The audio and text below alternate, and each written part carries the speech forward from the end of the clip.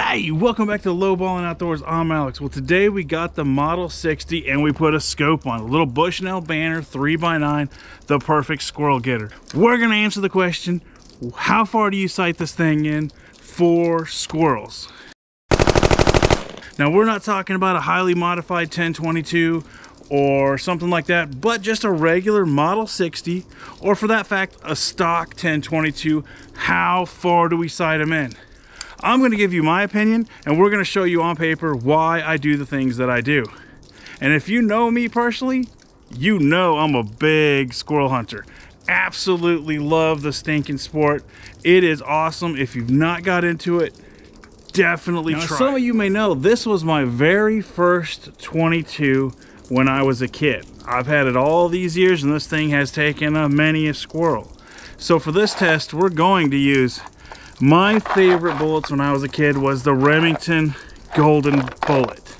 Now, these things aren't necessarily the most accurate, but they were readily available when I was a kid, so that's what we're going to use today. Remind me of old times. What kind of 22 bullets did you guys use when y'all were kids? Let me know in the comments. I love to hear all that old stuff. It's super cool. Let's just get to the chase. I like to set my stock Marlin and my stock Ruger 1022 up at 25 yards, and I'm about to show you why.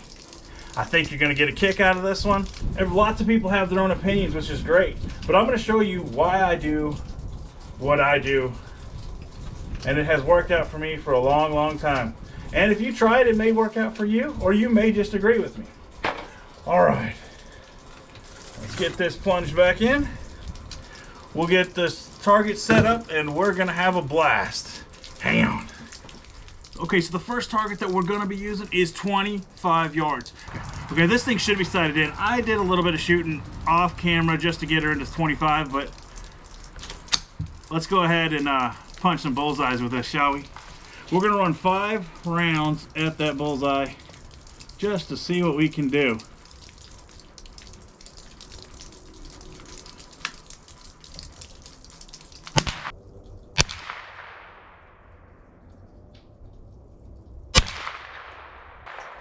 Man, this thing's grouping super good.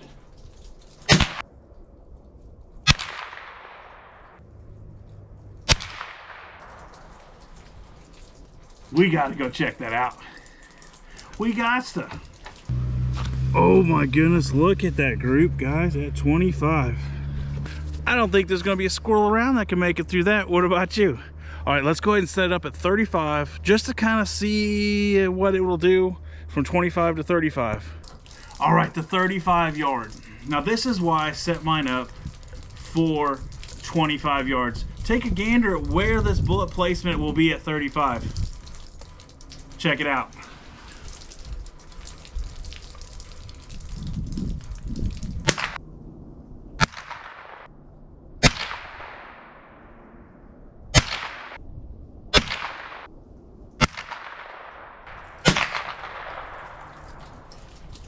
Leave her alone. She's really old, and I've got to clean it. I guarantee it. That is a pretty good group. Just a touch high, but that's not a big deal.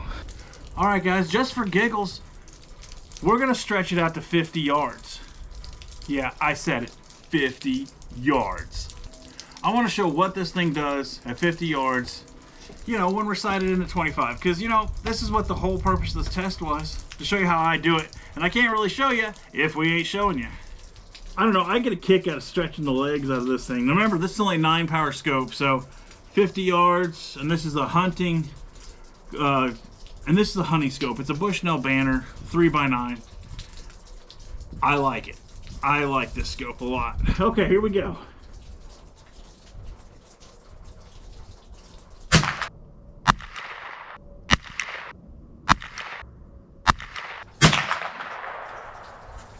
Oh man, it doesn't look too bad from here, but let's go down there and check that out.